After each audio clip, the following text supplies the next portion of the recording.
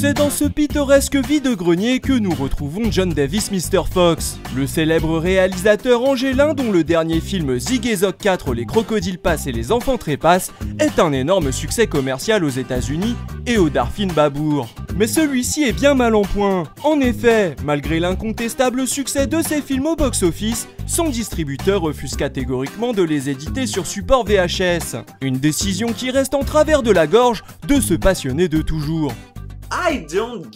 Je ne comprends pas. On continue d'éditer mes films en Blu-ray. Et pourtant, tout le monde sait que le Blu-ray n'est pas un bon format. Laissez-moi vous dire quelque chose sur les DVD et les Blu-ray. Ces formats, même s'ils permettent de changer de langue, de mettre des bonus exclusifs et ce genre de choses, en réalité, ce ne sont que des données sur un disque. Et ce n'est vraiment pas terrible. Et le pire, c'est le Blu-ray, car pour un prix beaucoup plus élevé, l'augmentation de qualité est quasi indicible. C'est inacceptable. Et je ne parle même pas des Blu-ray 4K, à moins d'avoir l'équipement adéquat, avec de très gros écrans dispendieux, et les platines qui vont avec et qui coûtent une petite fortune. Ça ne vaut rien. Je veux dire, enfin. Non, vraiment. Croyez-moi, le vrai format, c'est la VHS. D'abord, parce qu'en prenant l'objet et en ouvrant le clapet, vous avez un contact direct avec le film. C'est autre chose que des données sur un disque. Mais le plus important, c'est que c'est vraiment un très bel objet. Du beau plastique noir, mastoc, c'est vraiment du concret. Et c'est plus intéressant et le plus important dans la cassette vidéo. C'est ce que j'aime en tout cas. Vraiment, croyez-moi, la VHS est le meilleur support toujours. Et surtout, c'est le seul support que ma grand-mère peut lire. Et j'adore ma grand-mère, c'est mon premier public. Vous ne pensez pas que vos films sont trop violents pour elle ? Non, pas du tout.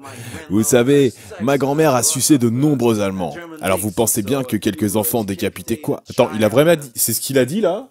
T'es sûr de toi?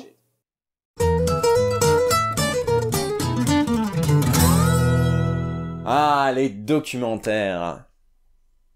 Non, il n'y a pas de suite à cette exclamation. J'aime bien les making-of, j'aime bien les documenteurs, tous ceux qui prennent la forme, un petit peu d'entretien, coupés à des petits morceaux de vie, etc. C'est quelque chose que j'aime bien, c'est quelque chose que j'ai fait dans The Show Mustn't Go On. Et quand j'en vois un qui me plaît bien, eh ben c'est un peu comme un film, j'en fais un DVD.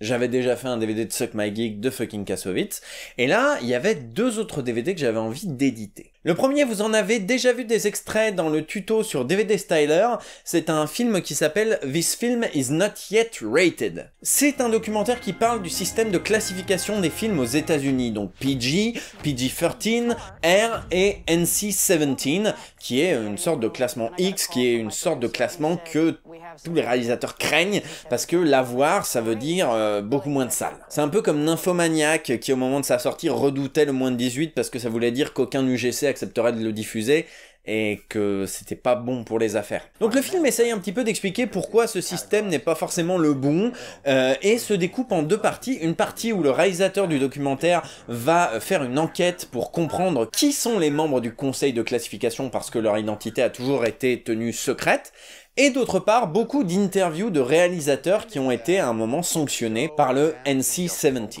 C'est un documentaire très cool, très prenant, très intéressant, et c'est dans ces moments-là qu'on se dit « Putain, on a du bol d'être en France quand même, c'est pas si compliqué chez nous. » Enfin, avant que l'association Bidule s'en occupe, je vous invite à regarder la vidéo d'In the Panda, elle explique assez bien les choses. Le deuxième documentaire, vous en avez sans doute entendu parler si vous êtes fan de la série, c'est South Park 6 Days to Air. C'est une sorte de making-of reportage documentaire qui montre la production d'un épisode de South Park, des épisodes qui, je le rappelle, sont conçus en 6 jours, écriture, réalisation, montage, etc. compris, afin de pouvoir coller le plus possible à l'actualité. Évidemment, c'est un documentaire fascinant et à voir pour n'importe quel fan de la série. Funny, you don't seem to have one. I thought your family was rich. Nya nya nya blah blah blah blah. J'aimais bien ces 2 documentaires et j'ai voulu en faire des DVD, mais les choses se sont assez vite compliquées. Comme je vous l'ai dit, je voulais à la base 2 DVD pour les 2 documentaires. Le problème, c'est que South Park 6 Days to Air est un documentaire qui a été juste diffusé sur Comedy Central,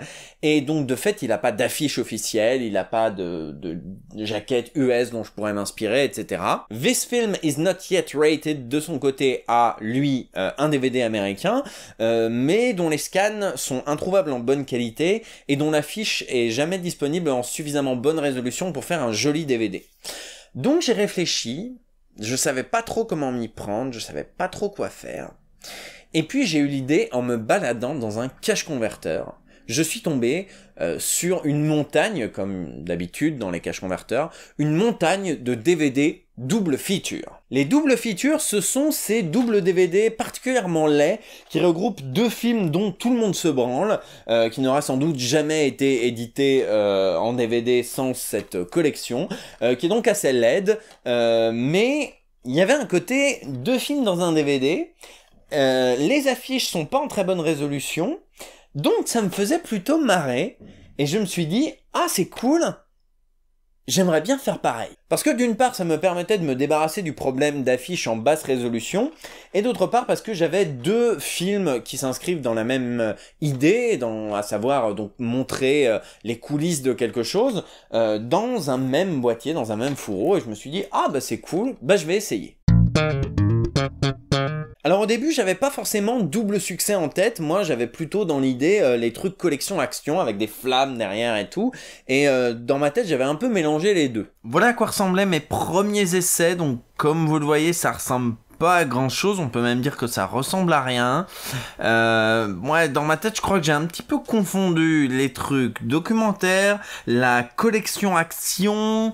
je crois que j'ai un petit peu tout confondu dans ma tête, et donc il y a cette espèce d'affiche de South Park pas ouf avec marqué au-dessus 6 Days to Air, en dessous This Film Is Not Yet Rated avec un bout d'affiche, et en dessous OMG pour le prix d'un, Meryl est fou. À ce moment-là, j'avais juste en tête les doubles succès, j'avais pas de photos, j'avais pas de trucs, c'était juste à partir des idées que j'avais dans ma tête, et voilà, comme j'ai dit, je crois que j'ai un petit peu tout confondu. Et puis au bout d'un moment, je me suis dit non, j'arrive à rien, ça ressemble à rien, et pourtant je m'étais donné comme objectif que ça ressemble à rien, mais là ça ressemble vraiment à rien, donc autant retourner au cache converteur, acheter un DVD double succès et vraiment faire du mimétisme propre. Et le résultat, bah du coup, c'est ça. Donc voilà la vraie jaquette qui ressemble enfin à quelque chose, hein. Donc là on est vraiment sur du mimétisme pur, on essaye vraiment de coller au plus proche aux jaquettes double succès qu'on peut trouver à Easy Cash. Donc avec 2 affiches, alors celle-ci je l'ai bricolée avec une jolie affiche de South Park et la police officielle, voilà. C'est pas ouf mais ça fait le café. L'affiche de This Film Is Not Yet Rated, bon la police hein, c'est de l'impact, hein, on va pas se mentir. On remet les miniatures des affiches en haut et en bas, et donc voilà, à l'arrière c'est de l'Arial, encore une fois, bah comme les DVD double succès quoi. Là on est vraiment encore une fois dans du mimétisme, du gentil mimétisme. Donc là on est sur de l'Arial pur jus, ouais, totalement. Je crois que c'est moi qui ai écrit le texte, c'est moi qui ai écrit le texte et les mentions légales. Bon, heureusement qu'il fallait faire très court, hein, parce que sinon j'aurais fait un truc beaucoup moins éloquent. J'ai quand même cherché le nom des intervenants, enfin j'ai noté le nom des intervenants dans le documentaire pour faire quelque chose qui ressemble à quelque chose, voilà.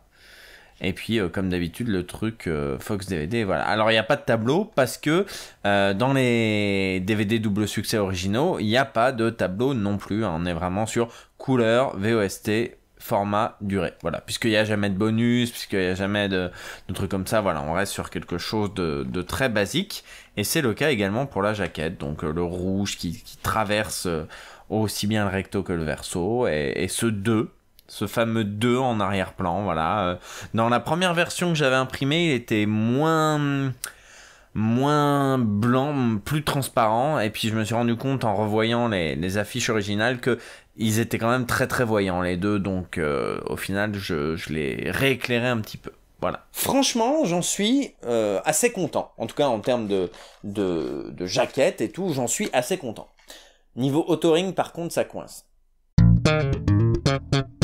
Vous l'aurez compris, à la base, je voulais un DVD par film. Et au moment de faire l'autoring, j'avais pas encore la jaquette, mais j'avais déjà ça en tête. Du coup, j'ai fait vraiment 2 menus différents. J'ai pas cherché à donner de cohérence entre les deux.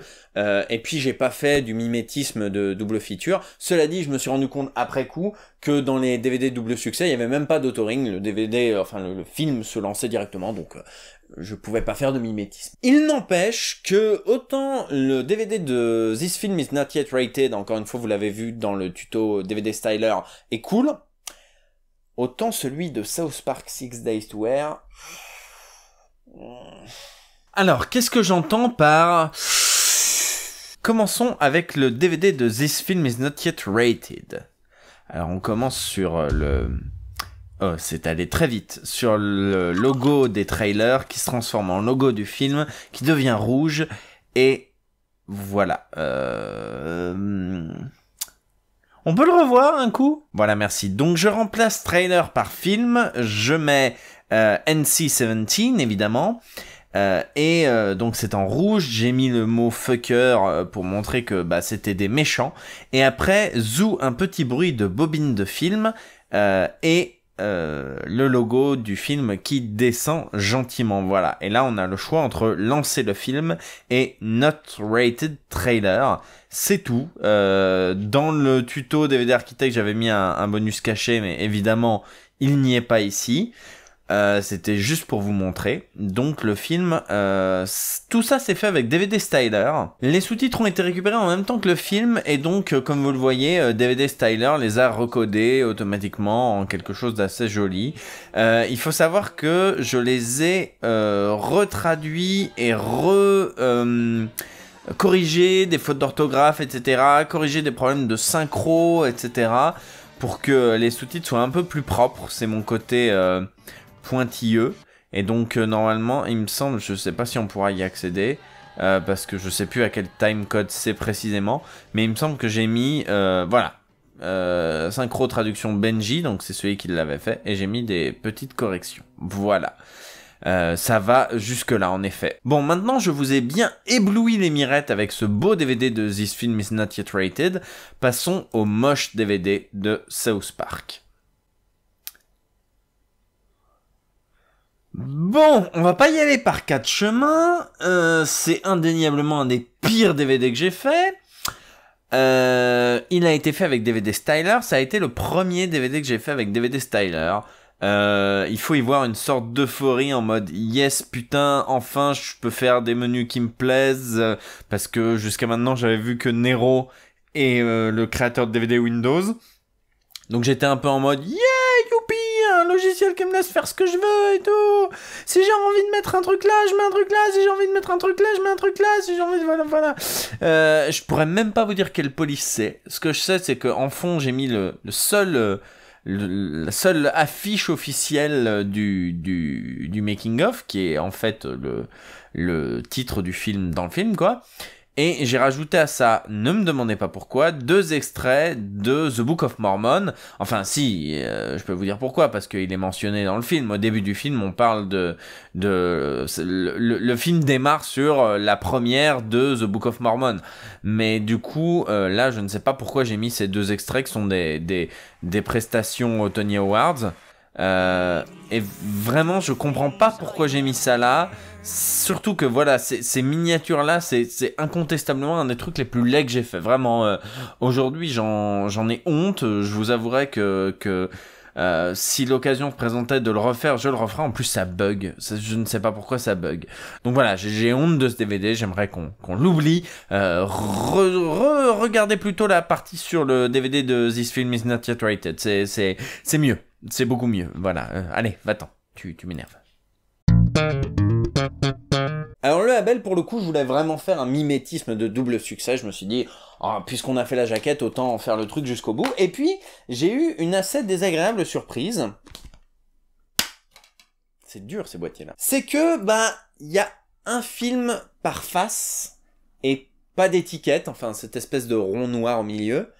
Donc, ça fait vraiment pas très sérieux, et surtout c'est quelque chose que je ne pensais pas possible, je ne pensais pas que ça existait en gravable tout public. Alors mon ami Gorka Mnitrix m'a expliqué que si, et il a même gravé pour ses tipeurs de magnifiques coffrets laserdisc vraiment très jolis.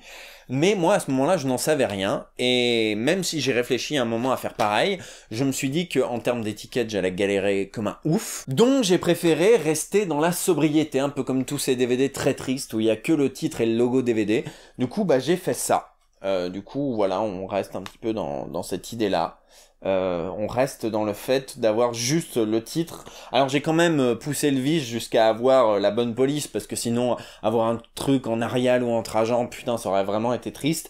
J'ai aussi mis, pour remplir un petit peu, le nom du réalisateur. Après, ça reste quand même un truc de feignasse, comme l'auraient fait les créateurs des DVD double succès s'ils avaient pas fait un double face. Un seul exemplaire. Rien du tout.